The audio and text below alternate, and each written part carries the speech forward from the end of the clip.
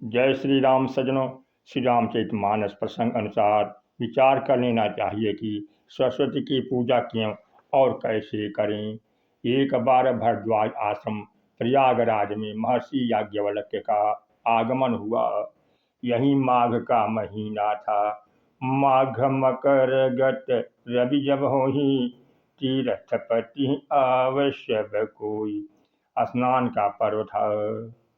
सभी ऋषि मुनि स्नान करके लौटने लगे।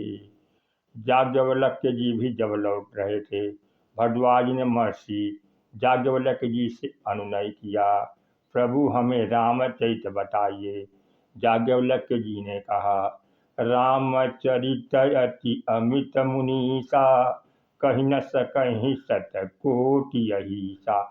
हे मुनीश्वर भरद्वाज, रामचरित अपार है, असीम है। 100 करोड़ शेषनाग रात दिन वर्णन करें तब भी उसे नहीं कह सकते। तदपि यथा सुत कहूँ बखानी, सुमिर गिरापति प्रभु धनु पानी। मैंने जैसे सुना है वैसा वाणी के स्वामी प्रभु धनु पानी धनुर्धर परमात्मा श्री राम का स्मरण कर कहता हूँ। व्यक्त करने की आवश्यकता थी वाणी की, किंतु वाणी वंदना नहीं की, अपितु वाणी के प्रेरक प्रभु श्री राम का स्मरण किए। क्यों? शारद दारु नारी सम स्वामी, राम सूत्रधर अंतर्यामी। शारदा है क्या? कठपुतली, काष्ठ की नारी, स्त्री काष्ठ की पुतली मात्र, स्वयं में एक पूजा। और राम क्या है? उसके सूत्रधर, कठपुतली को नचाने वाले। वे अंतर्यामी हैं, जिसके हृदय में भाव देखा, जिस पर जन जानकर कृपा की, उसके हृदय में सरस्वती को नचाने लगते हैं। सरस्वती नृत्य करने लगती है। कवि उर अजीर नचा वहीं पानी। ऐसे ही एक सेवक हनुमान माता सीता का पता लगाने के लिए लंका पहुंचे। अशोक वाटिका में अशोक वृक्ष के तरुपल्लों में छिप गए। देखते हैं कि राक्षसियां सीता जी को त्रास दे रही हैं। तीजटा नाम की राक्षसी थी। जैसा नाम वैसा गुण। त्रिवेणी में गंगा जमुना सरस्वती नदियां बहती हैं, उसी तरह तीजटा में ज्ञान कर्म भक्ति से सराबोर उसका हृदय था।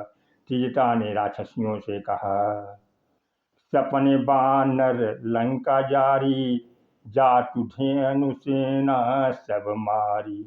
स्वप्न में देखा है कि एक बंदर ने लंका को जार दिया है, रावण को मार दिया है। इसलिए तुम सब सीता की हितैषी बनो, तुम्हारा कल्याण होगा, हम सबका कल्याण होगा। राक्षसियां डर गईं। और हनुमान जी जब सुने कि सीता कह रही है कि सपने बानर लंका जारी, जाट धानु सेना सब मारी, हनुमान जी सोचने लगे, प्रभु सीता के मुख से संदेश दे रहे हैं। संजोग भी ऐसा हुआ कि जब हनुमान जी रावण के पास बंदी बनाकर ले गए, तो राक्षसों ने कहा इसके मार डालो, किसी ने कहा इसके हाथ पैर तोड़ दो, अंग भंग कर दो। रावण ने कहा कि नहीं से मृत्युदंड दो।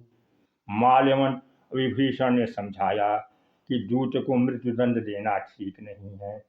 रावण ने कहा ठीक है, कपि के ममता पूछ पर, सबहि कहूँ समुझाई।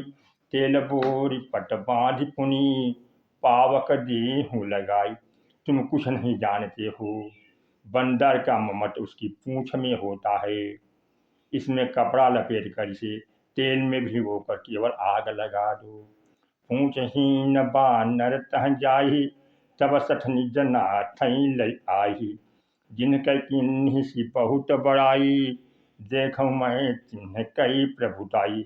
यह बहुत बड़ाई करता है कि राम इतने अंतर्यामी हैं, आत्मा के भी आत्मा हैं। उनकी प्रभुता मैं भी तो देखूं। इसकी पूंछ जला दो, तभी यह अपने स्वामी को ले आएगा। इतना सुनते ही हनुमान जी प्रसन्न हो गए। वचन सुनत कपि मन मुस्काना, भय सहाय शारद मैं जाना। हनुमान जी को लगा कि शारदा सहायक हो गई, ठीक वहीं स्वभाव की। जेहि पर कृपा करहि जन जानी, कवि उर अजीर न चावहि बानी। भक्त की सुरक्षा के लिए राक्षसों के हृदय में प्रेरणा हो गई और वहीं शब्द निकले जिसमें भक्त का हित निहित हो। वस्तुतः सरस्वती का उपयोग क्या है? भगत हेतु विधि भवन विहाई, सुमिरत शारद आवत धाई। भक्त के हित के लिए शारदा विधाता का भवन त्याग कर दौड़कर चली आती है। किन्हें प्राकृत जन गुण गाना, सिर धुन गिरा लगति पछताना। रामचरित सर बिनु अनवाए, सो समझ जाई न कोटि उपाय। सरस्वती आई और रामचरित में उसे नहलाया नहीं तो करोड़ों उपाय से भी उसका श्रम दूर नहीं होता। इसलिए सरस्वती का उपयोग केवल भगवान की भक्ति में है। गोस्वामी जी ने पवित्र करने वाली वस्तुओं में सरस्वती की भी गणना की है। पुनिबंदं शारद सुर सरिता, युगल पुनीत मनोहर चरिता। सरस्वती और गंगा दोनों के मनोहर चरित्र को गोस्वामी जी मानते हैं। कैसा है गंगा सरस्वती का मनोहर चरित्र? उनको क्यों पावन कहा जाता है? मज्जन पान पाप हर एका, कहत सुनत एक हर अविवेका। गंगा अवगाहन करने से, गंगा जलपान करने से, आचमन करने से पापों को हर लेती हैं। तो सरस्वती कहने सुनने, विचार विमर्श, सत्संग मात्र से अविवेक को हर लेती हैं। विवेक है क्या? गोस्वामी जी का निर्णय है, सुनहु तात माया कृत, गुण और दोष अनेक। गुण यह उभय न देखियहि, देखिय सो अविवेक। हे लक्ष्मण, माया के द्वारा निर्मित अपार गुणों की श्रृंखला तथा माया के ही द्वारा निर्मित अपार दुर्गुणों की श्रृंखला है। इन मायाकृत गुण और दुर्गुणों को देखना अविवेक है। इसे मत देखो, माया से परे केवल भगवान है। इसलिए विवेक का अर्थ है आत्मचिंतन की जानकारी और उसमें चलना। यही सरस्वती जी की देन है। गोस्वामी जी ने उत्तरकांड में सभी प्रश्नों का उत्तर देते हुए बताया कि धर्म क्या है, कर्म क्या है। परमात्मा की सत्ता सत्य स्वीकार करते हुए वे कहते हैं, सत्य पूजन कीजिए लेकिन इष्ट राम को रखिए, क्योंकि राम सभी मनोकामनाओं को पूर्ण करने वाले हैं।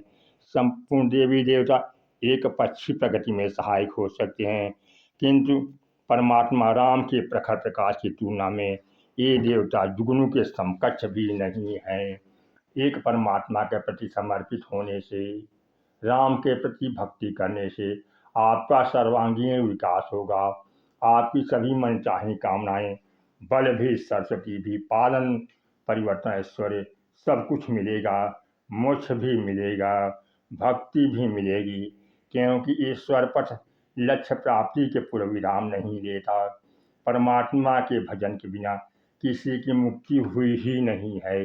गोस्वामी जी का स्पष्ट निर्णय है, रामचंद्र के भजन बिना जो चह पद निर्माण, ज्ञानवंत अपि सो नर, पशु बिन पूछ विषान। राम एक परमात्मा के भजन के बिना यदि कोई निर्वाण चाहता है, परम शांति और अनंत जीवन चाहता है, तो अज्ञानी होने पर भी सींग पहुँच रहित पशु मात्र है। वारी मथे घृत होई बरु, सिकता ते बरु तेल। बिन हरि भजन न भौतरिया, यह सिद्धांत अपेल। भले पानी मथने से घी निकल आए, यह असंभव कदाचित संभव हो जाए। बालू पेरने से तेल निकल आए, किंतु हरि के भजन के बिना कोई भव पार होता ही नहीं। इसलिए भजन तो एक परमात्मा का ही वांछनीय है। सभी विभागों के संचालक परमात्मा राम है। ऐसा यह है कि एक परमात्मा के प्रति समर्पण, अतः वाणी, धन धान्य, जीवन मुख्या इत्यादि सभी कामनाओं की प्राप्ति हेतु एक परमात्मा का पूजन ही शास्त्रोक्त विधि है। एक परमात्मा ही आपके इष्ट देव हैं। इष्ट देव का ध्यान, मनन, पूजन करने का यही सही तरीका है। सज्जनों, कथा चैनल पर नहीं है तो चैनल को सब्सक्राइब करें, कथा वीडियो को लाइक करें, हाइप करें। उत्साहवर्धन हेतु जय श्री राम कमेंट करना न भूलें।